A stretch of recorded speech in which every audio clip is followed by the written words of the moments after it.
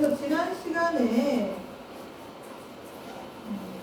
우리 7챕터 DNA 메틸레이션에 대한 얘기를 했고요.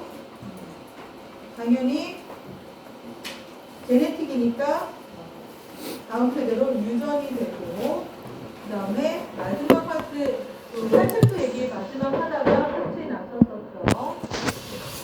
자, DNA 메틸레이션이 꽤 DNA 메틸레이션 능동적인 과정에 발생이 진행되면서, 그거에 비해서 8배치라는 거꾸로 이제 디메틸레이션은 아주 일반적인 현상은 아니에요. 그렇지만 어쨌든 디메틸레이션 과정이 일어나고 그거에 관여하는 효소들이 발견됐다라는 얘기가 컨셉트 처음 시작하면서 나왔고 있었어요. 자, 지금 내가 이 그림을 다시 올린 이유는 발견된 대종류의 디메틸 효소에 대한 그 구조예요. 구조를 여러 뜻이 아니라 여기 보면 어떤 기능을 하는 단백질을 찾을 때 고등한 데서 하기가 어려우니까 하등한 생물에서 어떤 단백질 기능이 발견되고 나면 그거를 하등도 갖고 있는데 고등은 당연히 갖고 있지 않을까라는 생각이에요. 고등에서 그 염기서열이나 DNA 염기서열이나 또는 단백질의 도메인이나 아미노산 서열이나 이런 것들을 비교해가면서 찾게 됩니다. 자, 여기 보면 지금 이거는 고등진액에 있는 디메틸레이즈의 그 아미노산 구조를 해놨어요.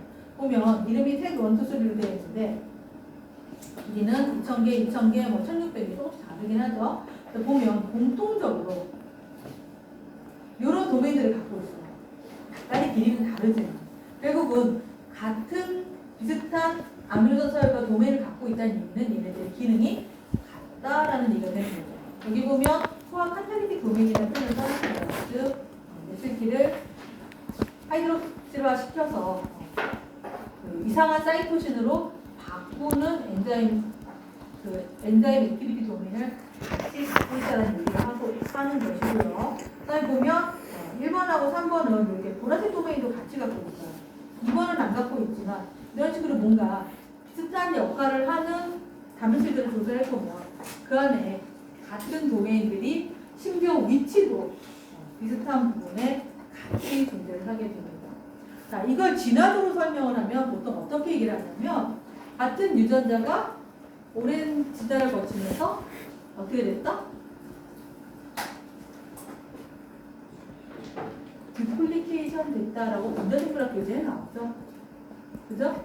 복제가 돼서 저런 것들 복제가 일단 됐어요. 처음에 복제됐을 때 같았겠지. 근데 또 복제가 된 상황에서 갑자기 또 이제 세월이 흐르면서 조금씩 달라지고, 그 다음에 또 복제가 된 이후에 어느 부분이 잘려나가기도 하고 또 다시 뭔가 삽입이 돼서 들어오기도 하고, 이렇게 돼서 지금 고등의 경우는 대부분 같은 기능을 하는 거의 같은 기능을 하는 유전자 단백질들이 여러 개 존재하는 경우들이 많아요. 그래서 또 좋은 점 중에 하나는 여러 개의 경우는 하나의 문제가 생기면 다른 애가 대차들을 띄워주죠. 리던던시라는 개념들이 있죠. 그래서 그런 좋은 점들도 있어요. 이렇게 하면 결국 제놈 사이즈도 커지고 그렇긴 한데, 그런 식으로 진화 쪽의 연관을 하면은 그런 식으로 설명을 합니다. 자, 디메틸레이션 메틸기 땡가기보다는 사실 이제 어쨌든 그 메틸레이션 된 사이토신이 없어지는 과정을 지난 시간에 액티브와 패시브 두 가지로 얘기했었어요. 자, 액티브는 말 그대로 펜 엔자임을 사용해서 메틸 사이토신을 하이드록시 메틸 사이토신으로 구조를 바꿔서 그다음에 그 바뀐 뉴클레오타이드들이 결국 리페어 시스템에 걸려서 베이스 이시전이 되고 그다음에 베이스 이시전 리페어 과정을 거쳐서 새로 합성된다는 얘기를 했어요. 그러면 이제 그걸 이제 액티브하게 DNA 메틸레이션 된 부분을 언메틸레이션 된 사이토신으로 바꾸는 결과가 되는 거죠.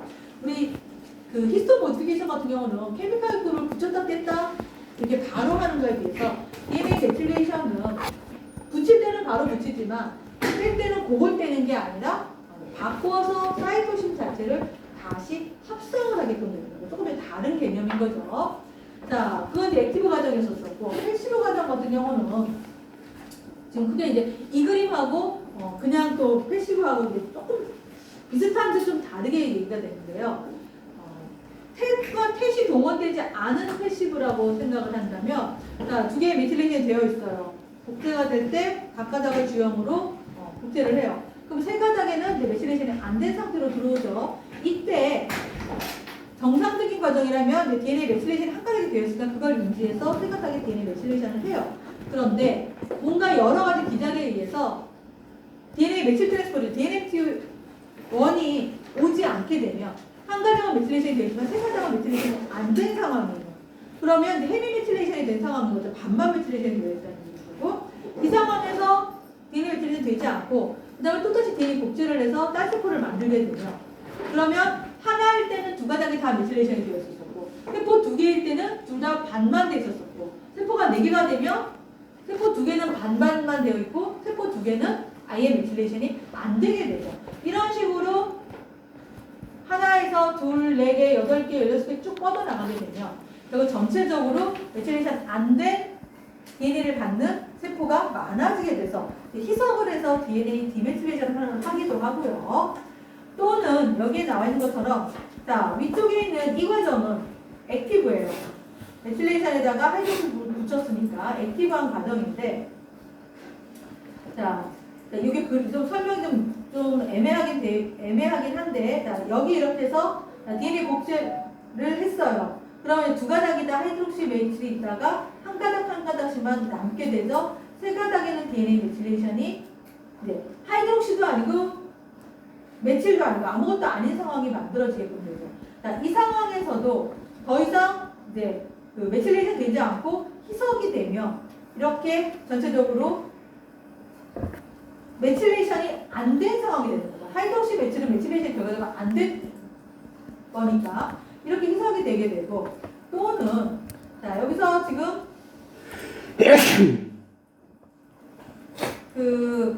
이렇게 반만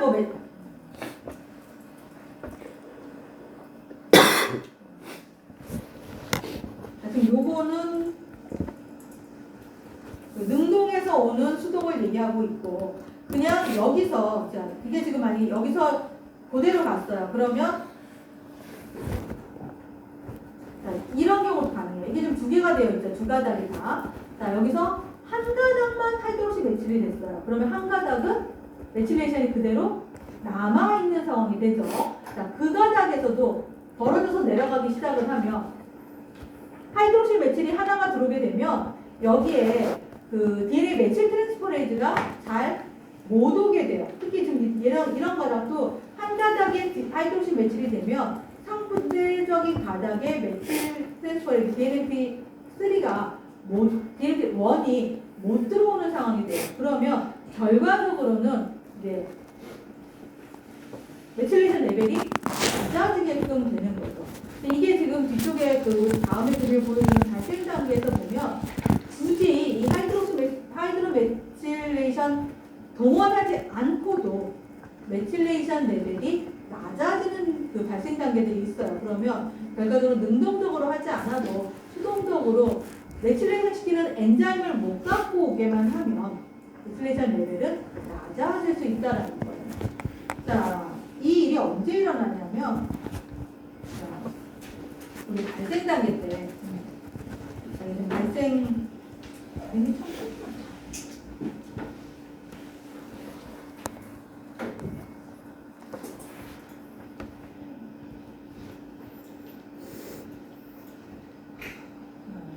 단계 때 보면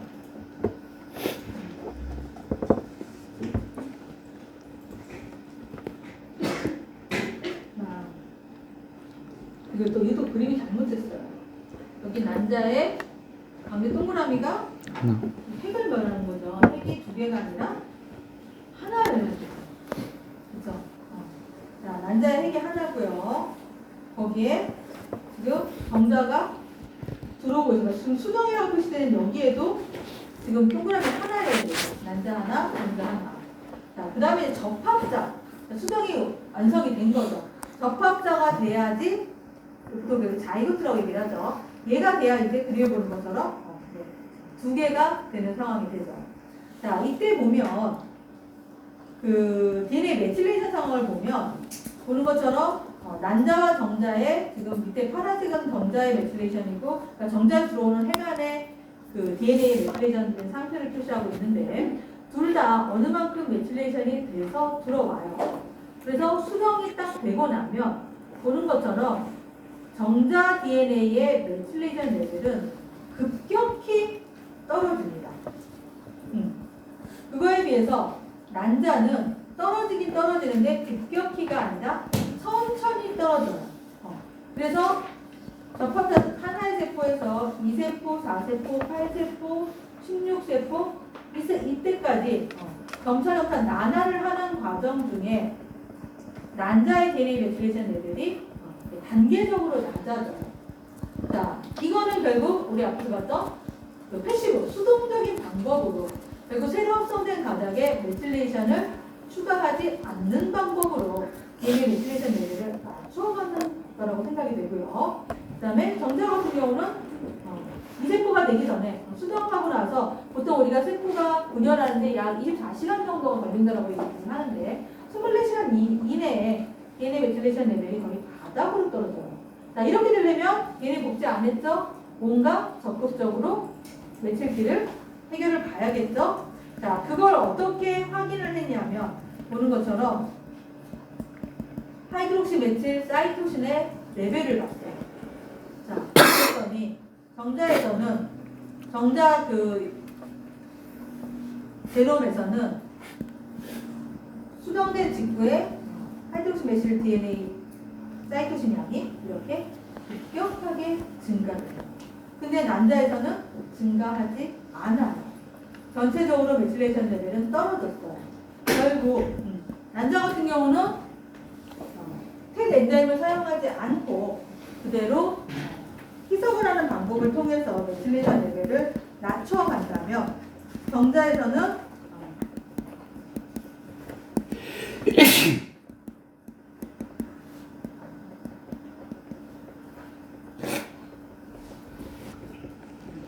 정자에서는 그 하이드록시 메틸 사이토신 레벨을 올려서 그리고 능동적으로 했다라는 거죠. 실제로 이때 보면 이때 정자에서는 텟 발현량이 텟3의 발현이 이렇게 이 과정을 담당하는 효소인 텟3의 발현량이 급격하게 늘어나는 걸 확인할 수 있습니다. 그래서 발생 단계 때 기본적으로 정자란자도 어쨌든 특별한 세포잖아요. 그러니까 그 DNA 메틸레이션이 꽤 되어 있어요. 쉽게 말하면 생식세포 아닌 관련 없는 유전자들은 다 DNA 메틸레이션이 되어 있는 상태로 그 티슈 스페시픽한 메틸레이션 패턴을 갖고 있다가 수정이 되고 나면 이 수정난 세포는 나중에 무엇이든지 다 될 수 있는 잠재력을 가져야 되잖아요. 그러니까 그래서 지난 시간에 말한 것처럼 DNA 메틸레이션이 되어 있다는 얘기는 굉장히 꽉 눌러놓은 사이러스 된 상태라고 얘기를 했었잖아요. 그러니까 얘를 한번 다 풀어야 되는 거예요. 그래야 그 수정란이 발생을 하면서 피부세포도 되고 근육세포도 되고 또 일부는 생식세포도 되고 자 그러기 위해서 DNA 메틸레이션 레벨이 이렇게 바닥으로 떨어져야 되는데 이때 이 메틸기를 지우는 방식이 정자와 난자에서 다르고 정자는 텟 엔자임을 이용해서 적극적으로 메틸기를 지워나간다면 난자는 수동적으로 난화라는 과정에서 새로 합성된 DNA 가닥에 메틸기를 더하지 않는 방법을 취한다라는 얘기예요. 자 이렇게 해서 2세포, 4세포, 8세포 그 다음에 원래대로 8세포 한 뭐 16세포 또는 32세포 정도를 우리가 상실기라고 얘기를 하죠. 이게 영어로 말하면 모룰라라고 얘기를 하죠. 발생 수업 듣는 사람들 그런 거 배우지 않나요?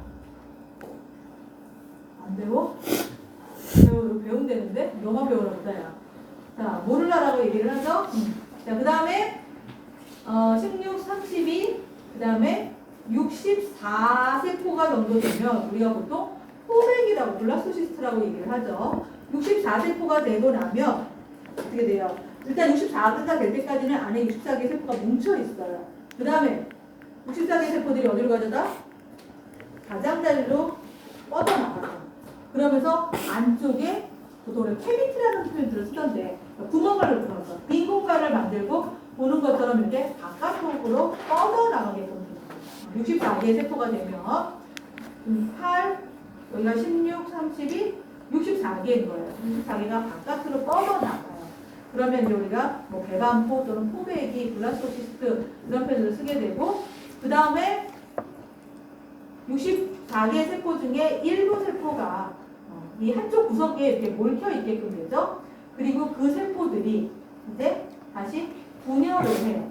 그래서 이렇게 세포 덩어리를 만들어내게 돼요. 여기 노란색으로 표시되어 있는 부분 이게 바로 세포 안쪽에 만들어진 세포 덩어리다라는 의미로 이너셀 매스라고 해서 ICM이라고 얘기를 하게 되죠. 자, 실제로 나중에 개체가 되는 부분은 이 부분이에요. 여기 노란색 이너셀 매스가 더 분열을 해서 우리 몸을 만들게 되고요. 이 바깥쪽에 쭉 뻗어나가 있는 이 세포들은 나중에 태반이 됩니다. 사실 나중에 태반은 우리 몸이 되는 건 아니잖아요. 우리가 자라는데 필요한 부분이긴 하지만 태반이 우리는 아니에요. 그렇지만 이게 태반이 되는 부분이고 이 부분이 우리 몸을 만들어내는 거예요.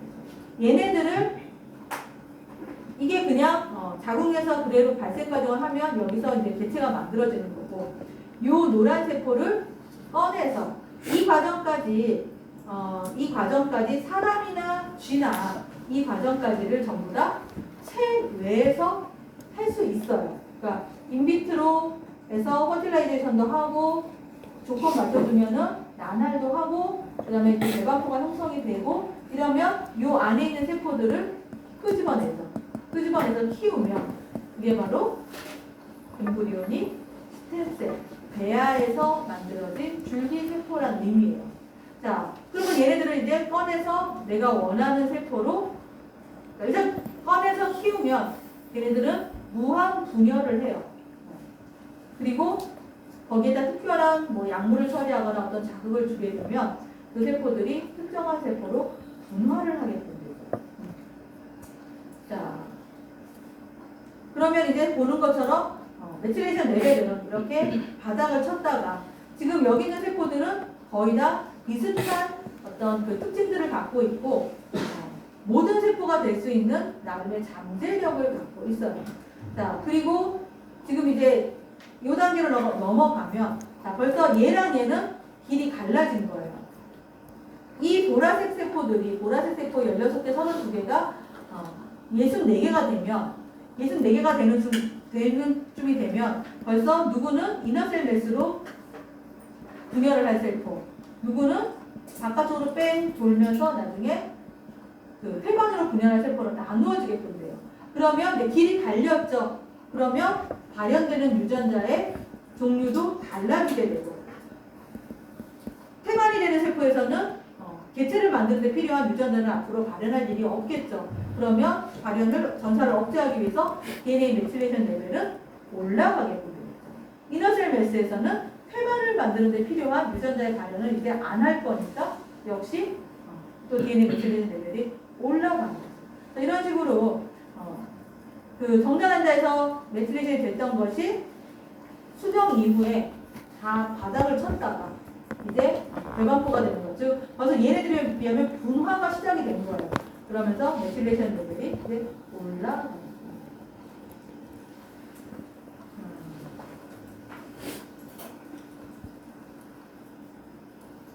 자, 그럼 이게 이제 수정할 때 한번 디메틸레이션이 됐고요.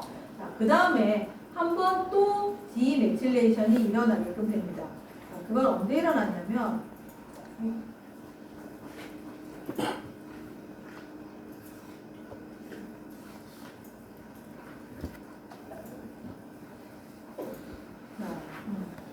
지금 앞에 그림 보면 정자와 난자가 만나서 메틸레이션 레벨이 이게 지금 메틸레이션 레벨이에요. 메틸레이션 레벨이 떨어졌어요. 접합자가 되고 떨어졌어요. 그랬다가 이제 배반포가 되면서 점차 올라가죠.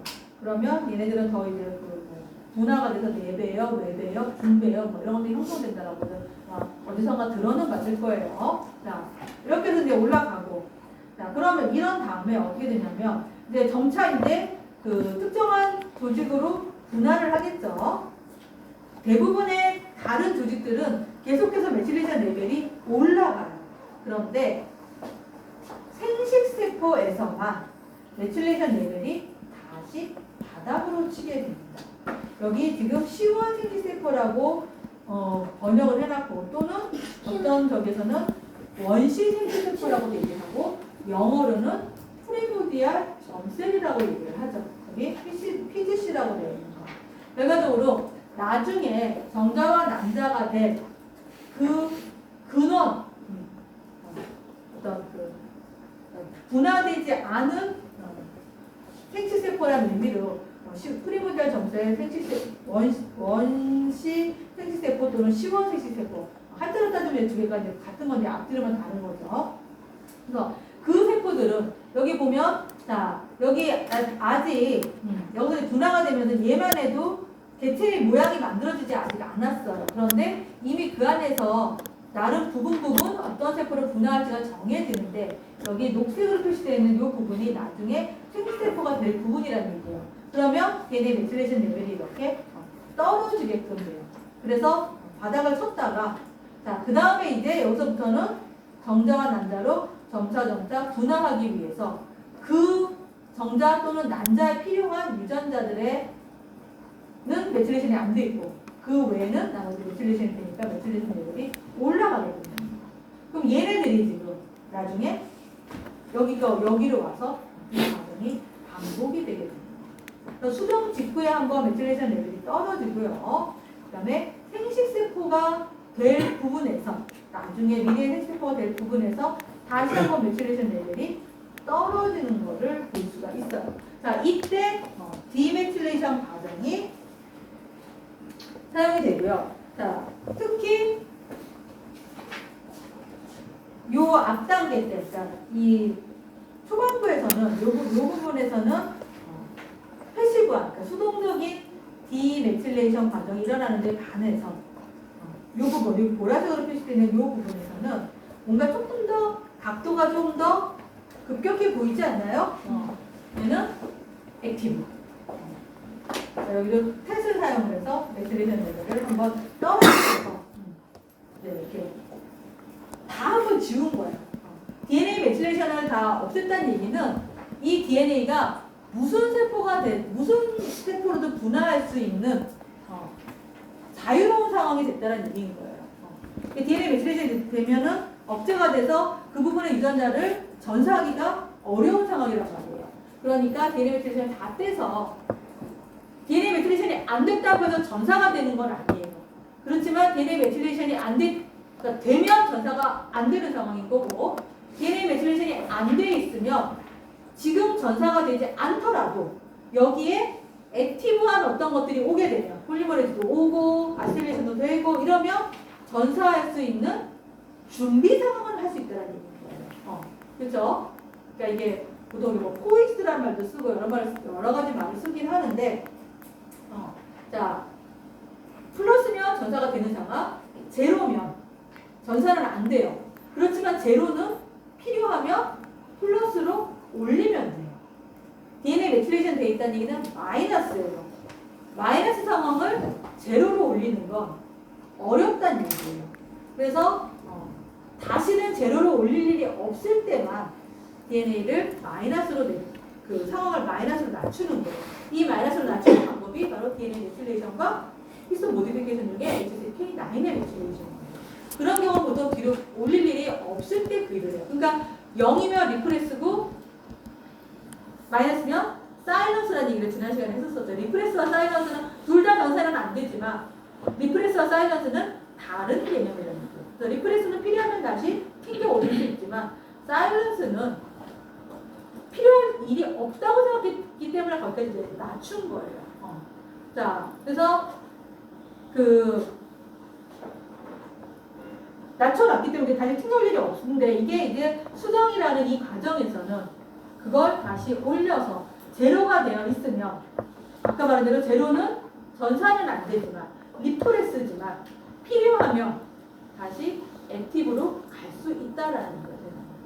자, 그래서 수정하고 나서 한번 싹 지워서 여기가 되면 이제 모든 세포, 생식세포도 될 수 있고 우리 몸을 구성하는 어느 세포도 될 수 있으니까 한번 해놓고 이제 그 세포 나날하면서 원하는 앞으로 갈 방향에 대해서 알아서 메틸레이션 할 부분 하고 안 할 부분 안 하고 유지를 하게 되는 거고 그 다음에 그 중에 생식세포 부분은 다시 한번 디메틸레이션을 시켰다가 패시브와 액티브 방법으로 동원해서 시켰다가 그 다음에 어떻게 되죠? 다시 또 이제 메틸레이션 레벨은 올라가게 됩니다.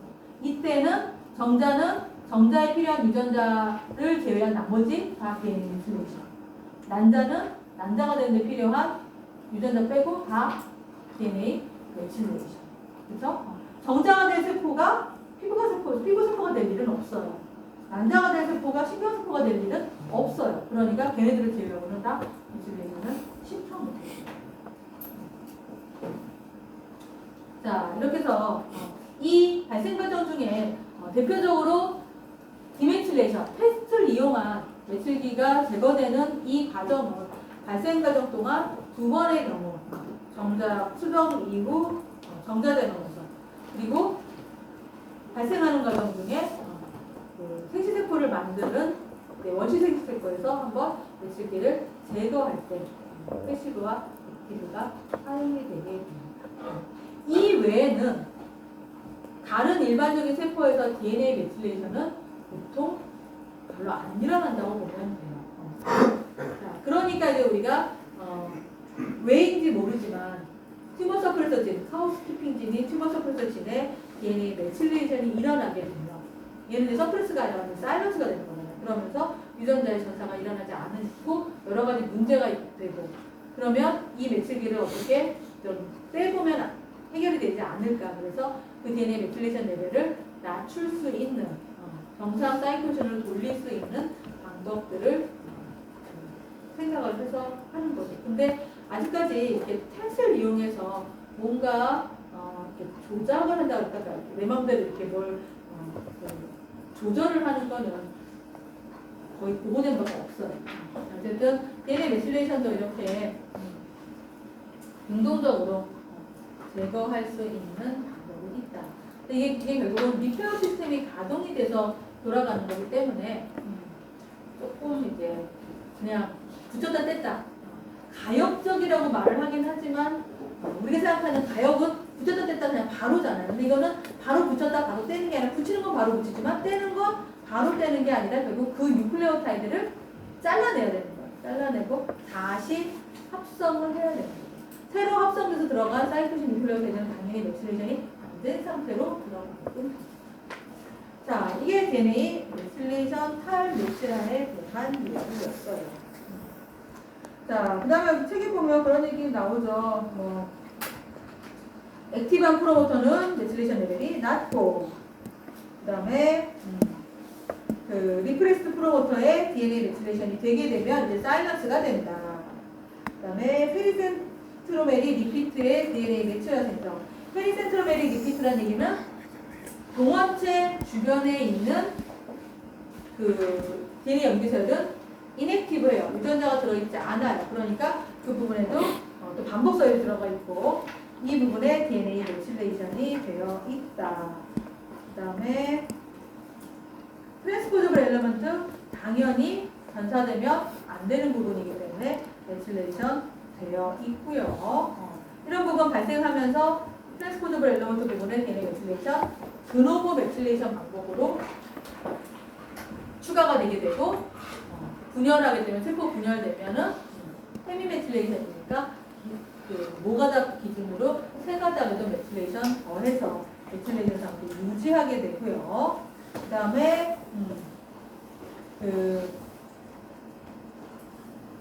생식세포의 그러니까 수정란에서 분화를 점차해가면서 일부 임프린팅 유전자에 즉 두 개의 유전자 중에 상동염수대 두 개의 유전자 중에 어느 거를 사용하는지 어느 것만 사용할지가 하나만 결국 사용해야 되는 유전자들의 경우 사용하지 않는 상동 염색체에 있는 유전자의 DNA 메틸레이션을 시켜서 그 부분에 있는 유전자는 사용하지 않도록 조절할 때도 DNA 메틸레이션이 추가가 되는 거죠. 드노버 메틸레이션을 추가를 해서 메틸화가 여기 생성이라는 표현을 써요. 메틸화가 일어난다라는 뜻입니다. 자, 이렇게 해서 DNA 메틸레이션에 대한 얘기를 했어요. 여기 책에 보면 그런 얘기가 나와요.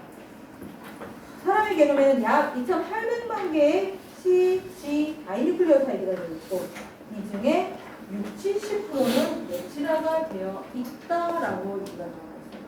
결국 메틸화되어 있지 않은 CG는 대부분 다 하우스키핑 진의 프로모터 부분의 CPG 아일랜드에 해당할 것이고요.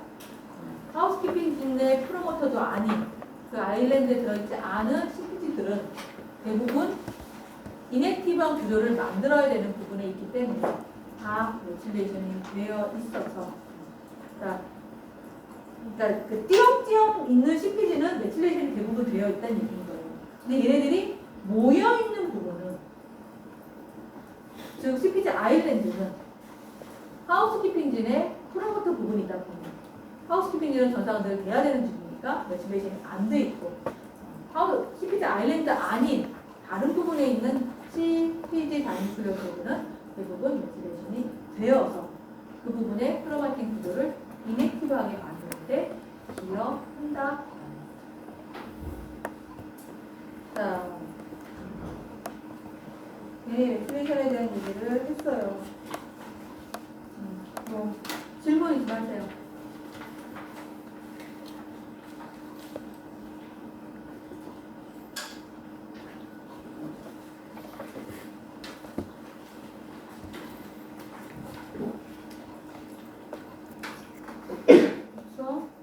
우리 DNA 메틸레이션 얘기는 여기저기서 들을걸요? 듣지 않나요? 다른 과목에서 발생 시간에도 할 것이고 해서 시간에도 할 것이고 아니야? 나만 해? 인간생활 시간에도 좀 들었고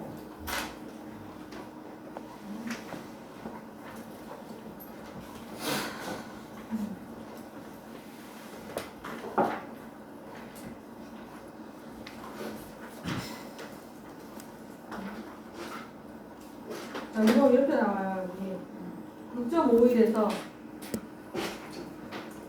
자, 이거는 이제 마우스 얘기인데 이 0이 이제 수정부터 시작해서 6.5면은 태어나기 전에 그 암컷 쥐의 몸 안에서 지금 일어나고 있는 과정을 얘기하는 거예요. 6.5일이 되면은 이렇게 한번 떨어졌다가 꽤 메틸레이션 레벨이 올라갔고 자, 여기서 생식세포의 경우는 6일에서 13.5일이 될 때까지 7일 동안 메틸레이션 레벨이 두두두두 떨어진다는 얘기인 거예요. 이때 이제 패시브와 액티브 방법을 사용해서 떨어지고 이때 다시 이제 메틸레이션이 올라가고 이때 이 7일 동안 여기가 되면 90% 메틸화가 사라진다. 대부분의 메틸기를 제거해서 이 기간 동안에 계속해서 세포 분열도 일어나요. 그러니까 패시브한 방법도 동원이 되는 거고 그 다음에 액티브한 방법도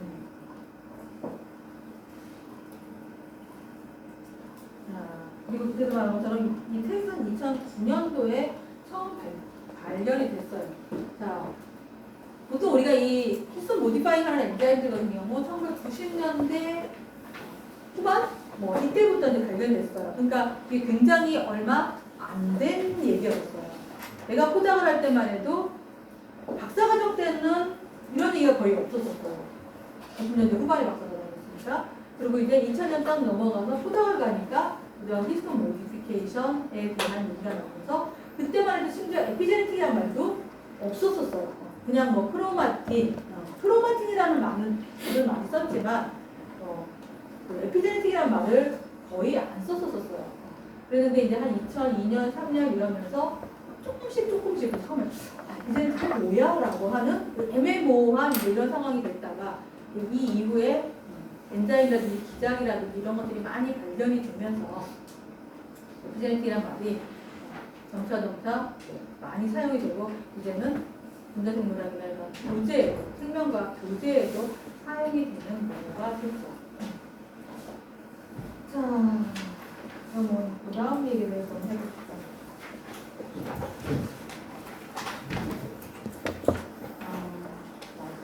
다음 파트는 10, 11, 12, 13에서 히스톤 모디피케이션에 대한 챕터가 4챕터예요. 근데 읽어보니 내가 이게 대학교 3학년생을 보라는 얘기인 건지 아니면 그쪽 분야 사람들 리뷰 논문을 쓴 건지 내가 참 애매하던데 자 대충 보시고요. 우리는 기본적인 얘기 좀 하도록 합시다.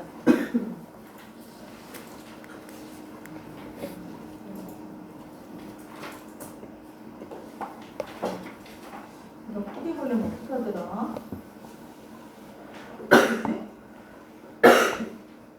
어떻게 보지? 이거 어떻게 하면 크게 볼 수 있던데 뭘 눌러야 되냐? 어? 야 컴퓨터 잘하는 애들 이거 뭘 누르면 이거 다 볼 수 있지?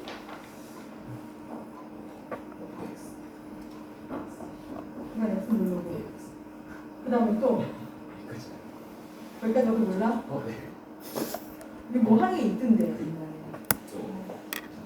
저걸 눌러보라고. 어디 어느 거? 그 플러스 마이너스 옆에 있는 벌어진 플러 이거? 이거? 네. 죄송합니다. 근데 이게 뭐더라? 그거 아니고 한번 눌러. 하면 이렇게 하면 되는 보통에는 이걸 확대하는 거야. 얘를 전화면으로 하게 하는 거. 뭐더라? 있던데? 그 오른쪽 밑에 그 밑에 보시면 이거? 네 그거를 조금 커지시면. 사이클 자동 수준이 커졌다. 그만큼 커졌으니까. 자, 여기까지 합시다. 자, 이거 히스톤 모디피케이션에 대해서 모디피케이션에 대해서 이게 포스터로 만들어 놓은 거예요. 이거 지금 여러분 누구나 다 그때도 잠깐 내가 얘기했었던 에디템이라는 그 회사의 홈페이지 들어가면 누구나 다 다운받을 수 있어요. 그리고 학회에 가면 이거 이 많은 종이에다가 프린트해서 나눠줘요. 원하는 사람 가져갈 수 있어요. 그래서 이런 거 연구하는 사람들은 하나 받아다가 자기 책상 위에다 이렇게 붙여놓는 거예요. 그리고 그 뭐 필요하면 빨리빨리 이거 보고 찾아보는 거예요. 자, 이건 뭐냐면 이것도 안 되나? 이것도 안 되나 보다. 자, 여기 염색체죠. 염색체에서 이제 뉴클레오점을 이렇게 쭉 갔어요. 뉴클레오점들에서 2A, 2B, 3, 4, 2AX 베리언트 2AX, 2AX 하나까지 해서 이게 지금 각각의 히스톤의 N터미널 부분들이에요. N터미널 부분들에 특정 아미노산에 어떠한 모디피케이션이 일어날 수 있는지 지금까지 찾은 그런 것들을 전부 다 이렇게 정리를 해서 포스터를 만들어 놓은 거예요. 여기 이렇게 AB캠이라고 이렇게 마크가 되어 있죠. 그래서 말했듯이 AB는 안티바디의 AB고 캠은 캠브리지의 캠이에요. 자, 그래서 이걸 이제 확대를 좀 해서 보면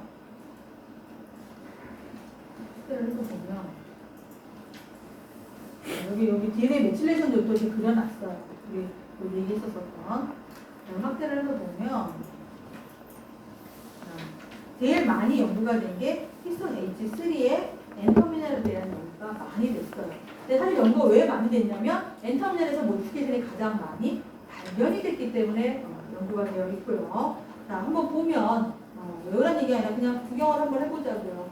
여기 R은 알지닌을 R로 표시를 하죠. 아미노산 서열할 때.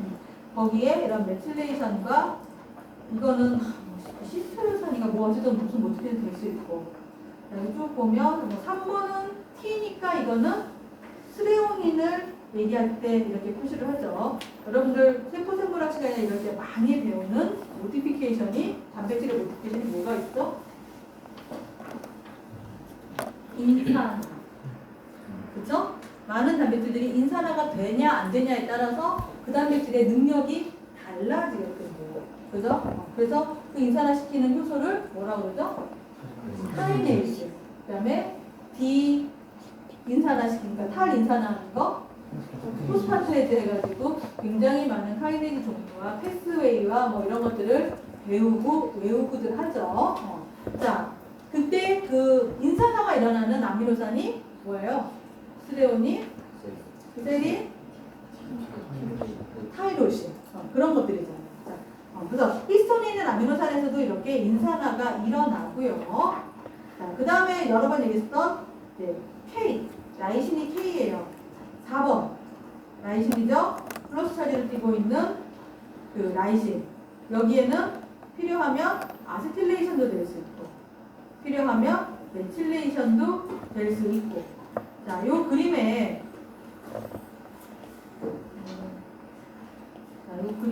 이렇게 보면, 자, 이게 지금 엑스트라 H3 4번 아미노산이 라이신이라는 뜻인 거고, 라이신의 아세틸레이션, 메틸레이션이 될 수 있다는 걸 표시하고 있어요.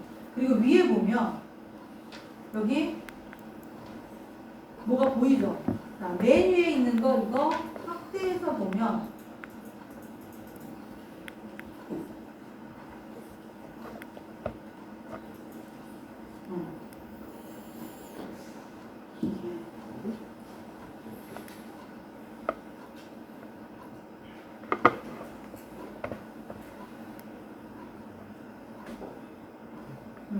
자, 이게 지금 요 회색은 뭐냐면은 4번 아미노산의 아세틸레이션을 시켜주는 효소예요. 이걸 정리해 놓은 거야. 근데 지금 여기 보면 내가 왜 순간 저기 있냐면 이게 SP라고 돼 있죠. SP는 누구 걸까? SP는 뭐에 앞설 것 같아?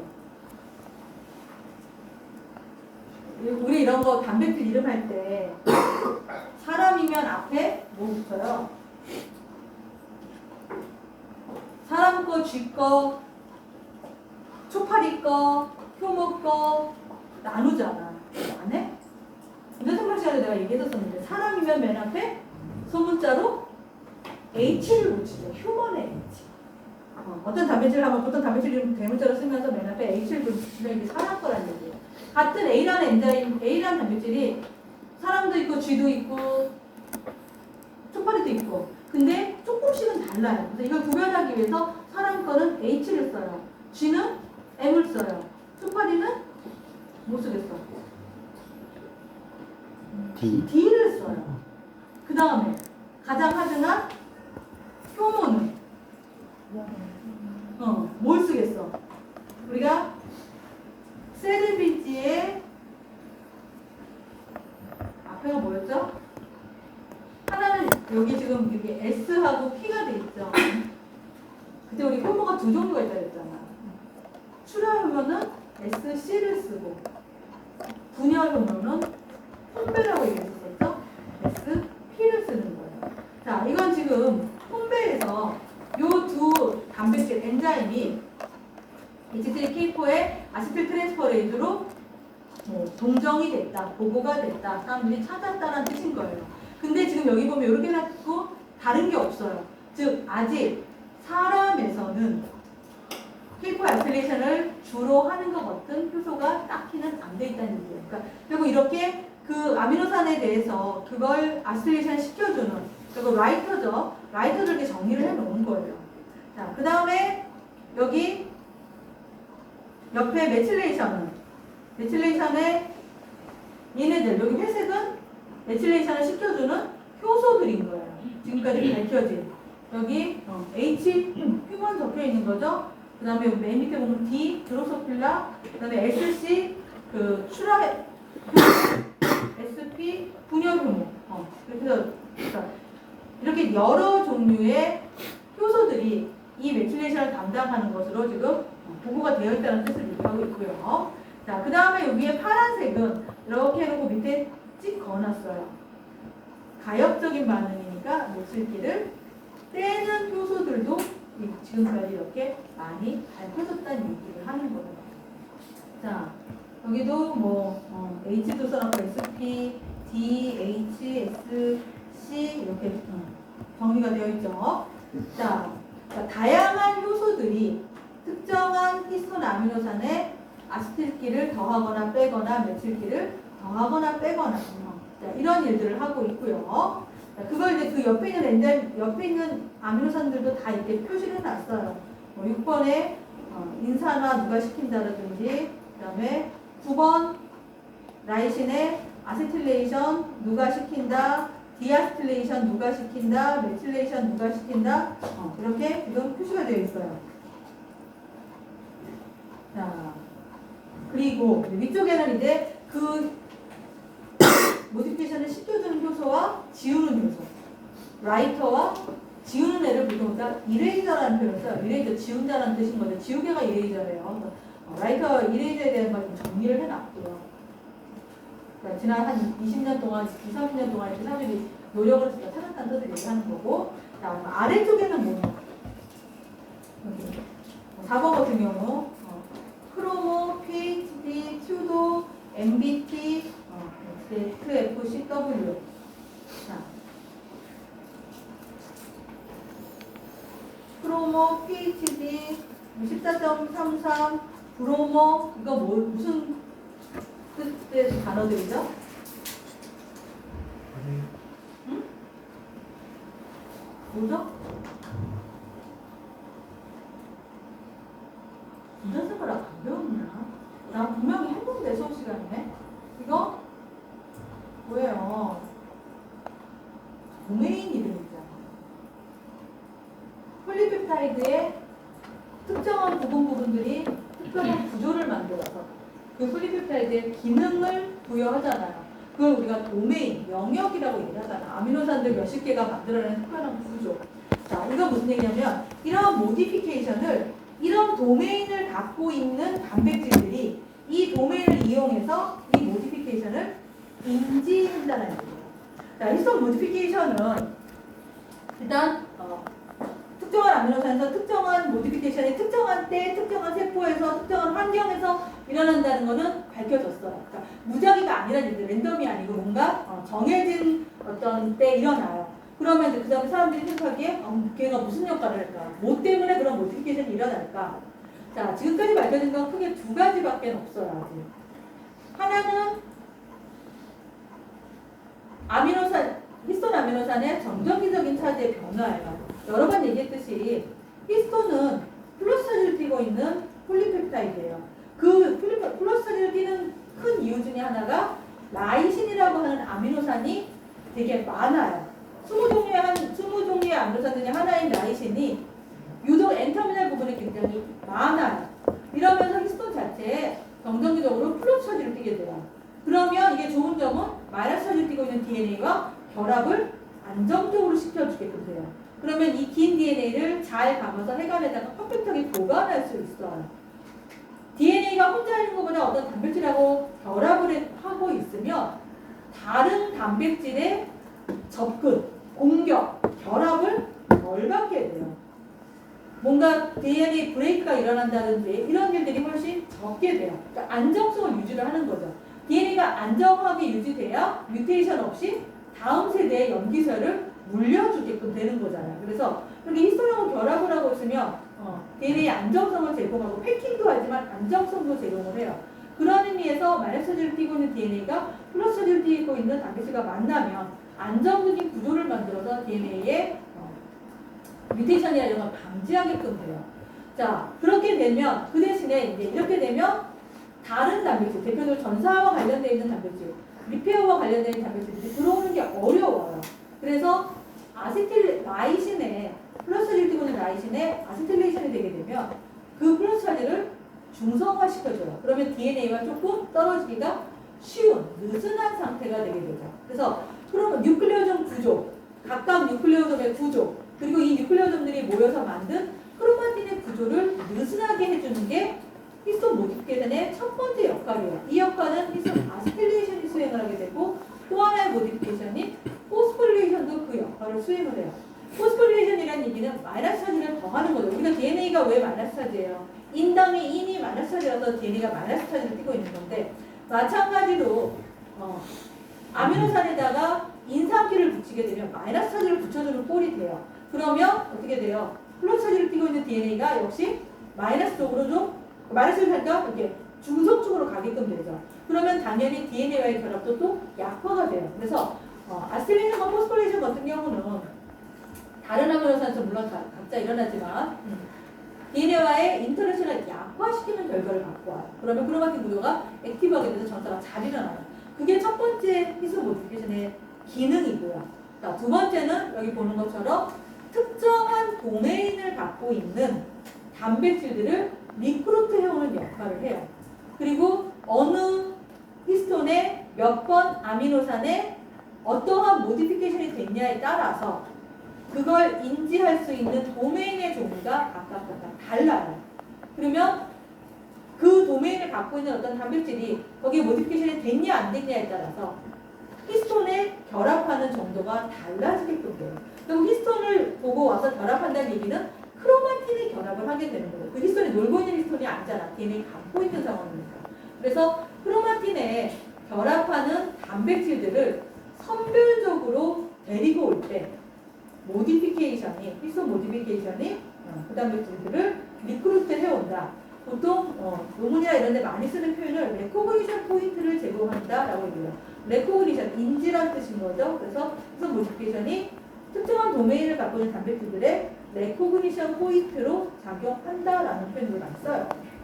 그래서 여기 보면 각자 그 모디피케이션마다 됐을 때 그걸 인지하는 도메인들을 이렇게 표시를 한 거예요. 그래서 우리 분자생물학 교재에 보면 DNA, 히스톤 메틸레이션 같은 경우 크로모 도메인을 갖고 있는 단백질들이 모디피케이션을 인지하고, 그 다음에 아스틸레이션 같은 경우는 대표적으로 브로모 도메인을 갖고 있는 단백질들이 아스틸레이션이 된 걸 인지하고서 뚫는다. 같은 상황인데 아스틸레이션을 안 시키게 되면 이 브로모 도메인 갖고 있는 특정한 단백질의 결합력이 낮아져요. 떨어지는 것들이 확인이 돼요. 그래서 지금까지 밝혀진 이런 다양한 도메인들, 특정한 히스톤 모디피케이션, 특정한 아미노산과 연관이 있는, 관련이 되는 인지하는 도메인들에 대한 정리를 지금 해놨어요. 자, 그래서 보면 지금 엄청나게 여기 지금 이게 한 페이지로 보면 보이지도 않죠? 이렇게 많은 종류의 그 효소들, 그리고 라이터와 이레이저들에 대한 동적. 회색은 라이터고 파란색 바탕에 있는 거는 이레이저들에 대한 보고서이고요. H3 엔터미널 부분에 특히 많고요. 물론 이 여기쯤 들어오면서 이거 엔터미라고 할 수는 없어요. 거의 가운데 부분이긴 한데 여기에서도 여전히 모디피케이션들이 많이 존재하는 것들을 볼 수 있습니다. 자, 이렇게 해서 이것들을 이렇게 정리를 해서 해놨어요. 이거에 대한 시시콜콜한 얘기가 교재에 나와 있어요. 근데 이 엔자임들을 쭉 정리를 해놓고 그 엔자임들이 어떤 식으로 작용을 하고 어떻게 발견이 됐고 이런 내용을 교재에 정리를 해놨더라고요. 근데 그건 너무 많이 간 얘기예요.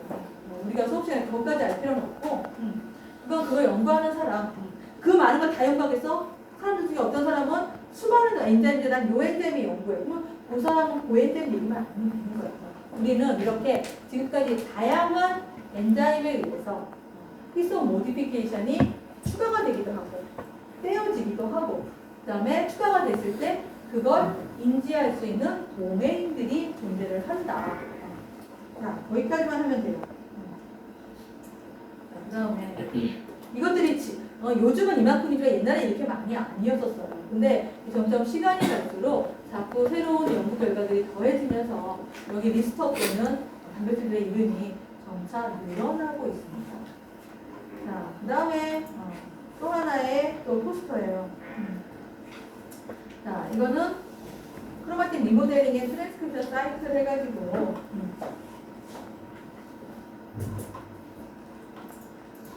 이것도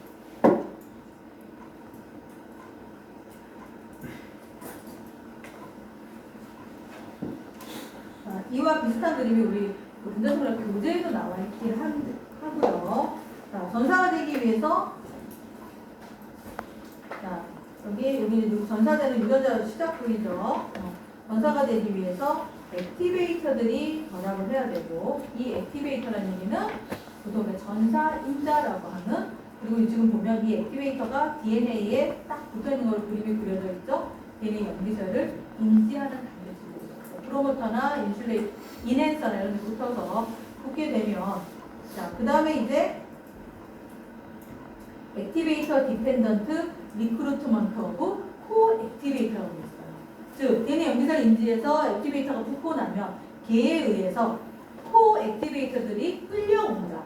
코 액티베이터는 DNA 연기설을 직접 인지하지 못하는 단백질을 코 액티베이터라고 한다라고, 코팩터 코 액티베이터라고 한다고 인자생물 시간에 또 배웠습니다. 자, 그래서 여기 있는 뭐 메디에이터도 오고, 그다음에 스위스닌 ATP 디펜던트 크로마틴 리모델링 컴플렉스도 오고, 그다음에 사가 같은 경우는 이게 히스톤 모디파잉하는 아스피레이션 엔자임이 들어있는 컴플렉스일 거예요. 자, 이런 것들도 오고, 그래서 히스톤 모디파잉하는 엔자임도 오고, 리모델링 컴플렉스도 오고, 메디에이터 컴플렉스도 오고, 전부 다 코 액티베이터예요. 코 팩터예요. 그래서 전사인자에서 얘네들이 다 리크루트가 돼서 오게 되고요. 자, 그러면 그 다음에 프리 이니시에이션 컴플렉스 포메이션이라고 되어 있어요. 자, 온 다음에 이제 제너럴 컴플렉스, 제너럴 트랜스크리션 팩터들도 다 데리고 오고요. 전사가 시작되기 전에 여러 가지 단백질을 다 모아서 나름 준비를 하게끔 되죠. 이때는 이제 TF2, ABCD 하는 애들 전부 다 들어오게끔 되고요. 자, 그리고 보는 것처럼 이제 히스톤들도 이렇게 떨어져서 나가서 뉴클레오조 프리리전을 만들게 되죠. 자, 그 다음에 이제 프로모터 클리어런스라는 표현을 썼어요. 자, 프로모터의 그 앞에 전사인자 붙고, 액티베이터 붙고, 코팩터 붙고, 프리 이니시에이션 컴플렉스까지 온 이유는 폴리머레이즈 데려다가 폴리머레이즈 진 쪽으로 밀어서 전사시켜서 mRNA 만들기 위해서 그 전 작업들을 다 한 거예요. 자, 그러면 다 이제 단백질 모아서 폴리머레이즈 안정적으로 붙인 다음에 폴리머레이즈를 진 쪽으로 밀어야 되죠. 밀면 프로모터 부분이 어떻게 돼요? 다 밀고 나가니까 깨끗해지죠. 그걸 프로모터 클리어런스라고 얘기를 합니다. 클리어런스, 깨끗해진다는 얘기예요. 자, 모든 단백질이 다 진 쪽으로 나가는 건 아니고요. 폴리머레이즈와 TF2H 정도만 진 쪽으로 나가게끔 돼요. 왜 그러냐면 TF2는 제너럴 트랜스크리션 팩터 중에 하나이고 거의 마지막에 붙는 팩터인데 TF2H에는 카이네이즈 액티비티가 존재를 해요.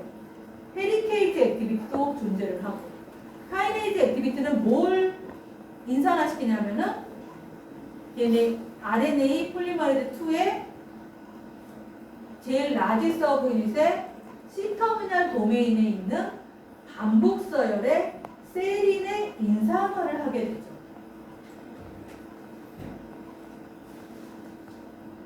이 얘기 처음 듣는 사람 손 들어보세요. 쪽팔려서 못 들으시죠? 표정은 다들 헐 하고 있는데, 자, 다시 얘기합니다. 이것도 역시 분단생활식에 나오는 얘기예요. 자, 그렇게 전사를 하기 위해서는 프로모터 부분에 전사인자가 붙어요. DNA 구설 인지에서 붙은 다음에 여러 가지 코팩터들을 데리고 와요. 이 코팩터는 히스톤 모디피케이션도 시켜주고, ATP 디펜던트 리모델링 컴플렉스도 들어보고, 와야 히스톤도 떼어내고, 제너럴 팩터와 폴리머레이즈가 붙을 수 있는 공간을 만들잖아. 그래서 불러갖고 와요. 그 다음에 이제 제너럴 팩터들이 와요. TBP, 탄탄박스 인지해갖고 TBP가 오게 되고, TBP는 TF2H라고 하는, 아니, TF2D라고 하는 제너럴 트랜스크리션 컴플렉스를 같이 오게 되고, 그러면 TF2D가 오고 나면 TF2A도 오고, B도 오고, G도 오고, 여러 개가 오죠? 그 다음에 마지막에 TF2H가 와요. 그리고 TF2H도 오기 전에 RNA 폴리머레이즈 2도 와요. 그래서 이제 준비를 하고 있는 거야. 네, 진 쪽으로 전사 시작하러 나갈 준비.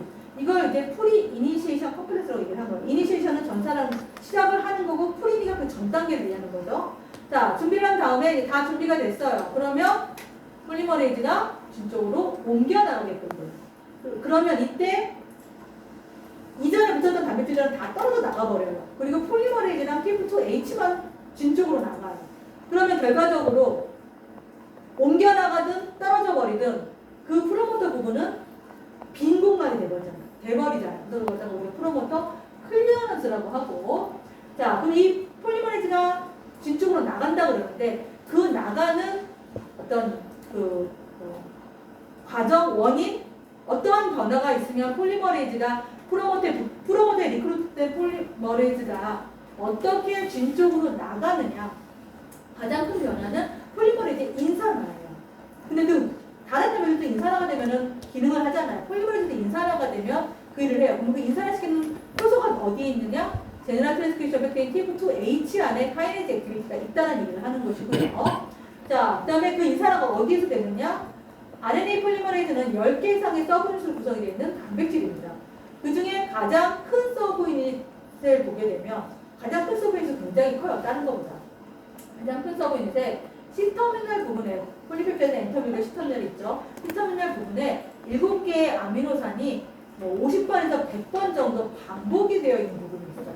그리고 그 7개의 아미노산 중에 아미노산 서열을 보게 되면 7개가 뭔가 특정한 게 있겠죠? 난 기억을 못하겠어요. 그 중에 두 번째와 5번째가 세린이라고 하는 아미노산이에요. 근데 이 세린은 인산화가 될 수 있죠?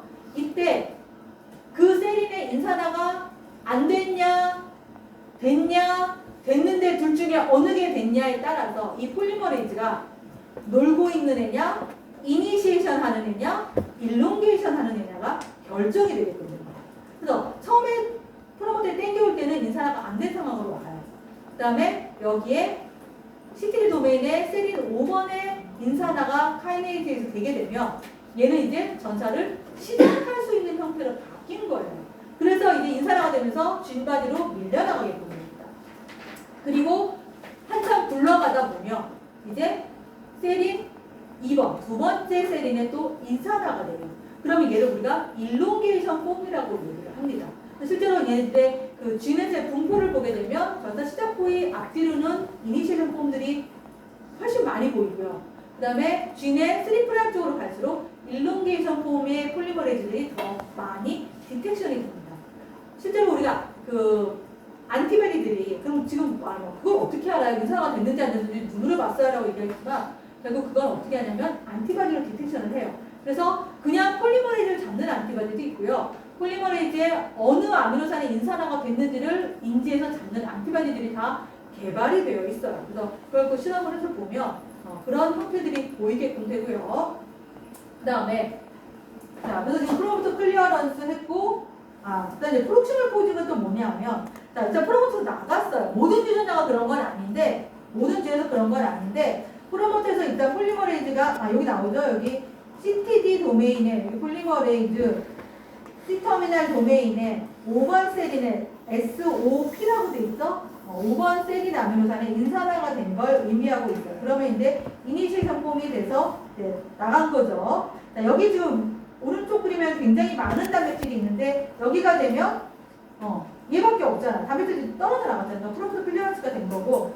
자, 일단 폴리머레이즈가 일단 나가요. 스타트 사이트에서 뒤쪽으로 나간 다음에 RNA도 여기 만들었어요. 이렇게 RNA 만들어져서 나온 거 보이죠? 한 RNA 한 5개, 10개 이렇게 만든 다음에 폴리머레이즈가 일단 서요. 여기 포징이라는 말이 나와요. 포징은 멈춘다는 얘기예요. RNA 폴리머레이즈가 진에서 조금 나간 다음에 프로모터 프록시멀 포징. 프로모터에서 나가서 프록시멀 가깝다는 뜻이에요. 가까운 어떤 위치에서 잠깐 서요. 그래갖고 이게 정말 전사를 해도 되나? 전사할 준비가 다 됐나? 다시 한번 이렇게 잠깐 멈칫하는 게 있어요. 모든 유전자는 아니지만 일부 유전자들이 그렇게 한다고 보고가 나오고 있어요. 자, 그런 다음에 이제 정말 전사를 해도 될 것 같다. 그러면 이 포징 됐던 애가 다시 이제 밀려나가게끔 됩니다.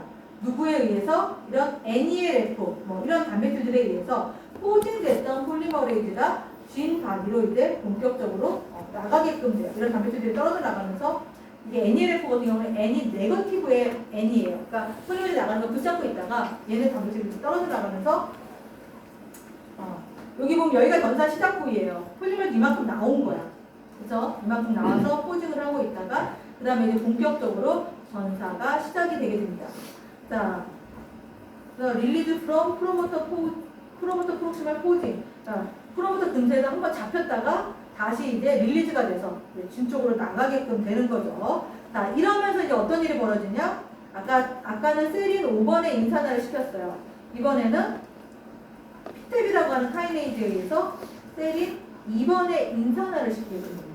그러면 이제 폴리머리즈가 일롱게이션 폼이 돼서 진 쪽으로 쭉 옮겨 나가게끔 돼요. 자, 그런 다음 그렇게 되면 이게 이제 전사가 시작되는 과정인데, 그러면 이 폴리머리즈 인산화는 히스톤 모디피케이션하고 관련이 있느냐 없느냐 조사를 해봤더니, 여기 처음에 세린 5 인산화가 먼저 된다고 했어요. 이 인산화가 되면 이거와 연동을 해서 히스톤 H3 4번 라이신에 메틸레이션을 시켜주는 엔자임이 얘를 인지해서 와서 결합을 합니다. 우리가 아시틸레이션은 어디서 하든 다 액티브한 반응이고, 메틸레이션은 두 개 기억하라고 얘기했었어요. 액티브가 4번하고 36번이었었어요. 4번 라이신에 트라이메틸레이션을 시켜주는 엔자임이 이 세린 5 인산화가 된 걸 인지하고 와서 엔자임이 와요. 그리고 이 부분에 트라이맥스 K4, 히스톤 H3 K4에 트라이메틸레이션을 시켜주겠거든요. 그래서 나중에 전체적으로 조사를 해보면 전사 시작 부위에 H3K4 트라이메틸레이션이 높게 나타나는 걸 볼 수 있어요. 이게 아까 그래서 히스톤 네 번째 라이신에 아스틸레이션도 되고 메틸레이션도 된다라고 얘기를 했었죠. 자, 그리고 폴리머리즈가 일롱게이션이 되면서 세린 2의 인산화가 되면 이걸 인지해서 H3K 36번의 메틸레이션을 시켜주는 내추럴 효소가 인지해서 오게끔 됩니다. 그러면 K36의 메틸레이션은 마찬가지로 액티브한 모디피케이션이긴 한데, 얘는 G의 앞쪽이 아니라 G의 뒤쪽 3' 엔드 쪽에 K36의 메틸레이션이 높게 나타나요. 그래서 그럼 프로모터의 그 상태, 인산화된 상태, 얘가 전사 좀 시작하느냐 전사를 하고 있느냐에 따라서 이걸 인지해서 히스톤 모디파이 하는 엔자임들이 오게끔 돼요. 와서 그 히스톤 모디피케이션을 시켜주게끔 돼요. 그러면 또 그 히스톤 모디피케이션을 인지하고 그 다음 또 다른 단백질들이 또 오게끔 돼요. 이렇게 물고 물리는 그런 과정들이 일어난다는 거예요. 자, 이렇게 이게 굉장히 이 과정들을 이와 유사한 과정에 있는 거 여러분 군대생활 교재에도 있어요. 근데 조금 더 복잡하게 그려놨죠. 그리고 또 여기 나오는 것처럼 그 메틸레이션만 시켜주는 게 아니라 프로모터 부분에 아세틸레이션을 시켜주게끔 되고요. 그 다음에 아세틸레이션이 되면 액티브한 반응이니까 폴리머리즈가 지나가기가 좋아요. 그래서 폴리머리즈 지나가기 전에 먼저 아세틸레이션 시켜서 크로마틴 오픈시켜서 폴리머리즈가 지나가요. 근데 폴리머리즈가 자칫 한번 지나가고 났어요. 그럼 그 다음에 어떤 일이 벌어지냐면 그 아세틸레이션을 떼요. 폴리머리즈 지나갔는데 프로모터에서부터 온 애가 폴리머리즈를 쭉 가서 아세틸레이션 먼저 돼 있어 갔는데 지나가고 난 다음에 이 아세틸레이션이 더 남아있게 되면 어떤 일이 벌어지냐면 크립틱 RNA가 만들어질 수 있어요. 자, 크립틱 RNA라는 개념은 뭐냐면 원래 전사는 유전자 시작부분 프로모터에서부터 전사가 만들어져야 돼요. 근데 폴리머레이즈가 중간에 이게 널널하니까 액티브한 구조를 갖고 있으니까 아무데나 폴리머레이즈가 붙어서 전사를 할 수도 있어요. 그러면 정상 길이의 RNA가 아닌 중간에서 만들어진 짧은 길이의 RNA가 만들어져요. 그러면 그거 번역하면 이상한 단백질이 만들어지겠죠. 근데 또 하필이면 이상한 단백질이 또 이상한 기능을 세포에 대면 크게 문제가 되니까 그런 RNA 만들면 안 돼요. 그래서 아세틸레이션을 시켜서 폴리머리즈 지나가고 나면 다시 아세틸기를 떼는 디아세틸레이션 작업이 또 들어가게 됩니다. 그래서 보면 여기 있는 것처럼 히스톤 디아세틸레이즈를 데리고 와서 프로모터 지나가고 난 다음에 자, 여기 지금 빨간색은 액티브한 표시로 아세틸레이션을 표시한 거 없고요. 자, 그 다음에 뒤에 이 파란색, 녹색은 아니네, 이거 아세틸레이션이고 K3는 트라이메틸레이션이고 여기 표시가 되죠. 아세틸레이션은 먼저 선행해서 가고 폴리머리즈 뒤에 따라가면서 K3는 트라이메틸레이션을 시키고 그 다음에 또 아세틸기도 떼어내게끔 됩니다. 여기 지금 빨간색이 있는데 뒤에는 지금 빨간색이 없어졌잖아요. 아세틸기를 뺐다라는 폴리머레이즈가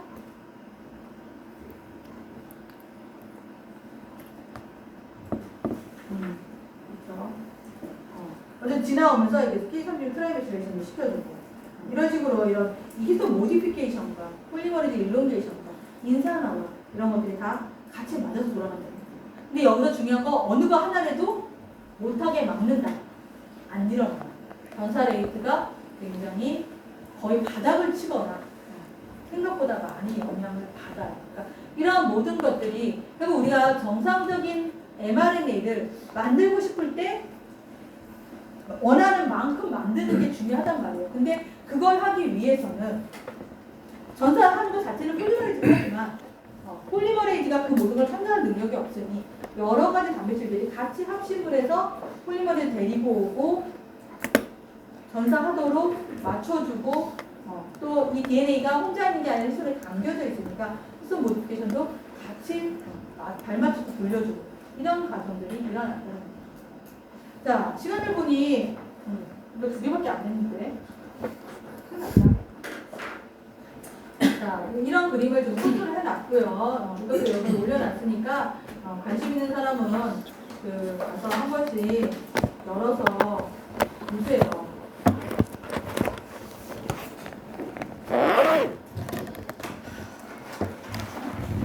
다음 시간에 1번부터 23번까지 할 수 있겠죠? 야. 자, 이게 올려놓은 그림은 한 번씩 보고 오세요. 올려놓은 그림은 일단 교재에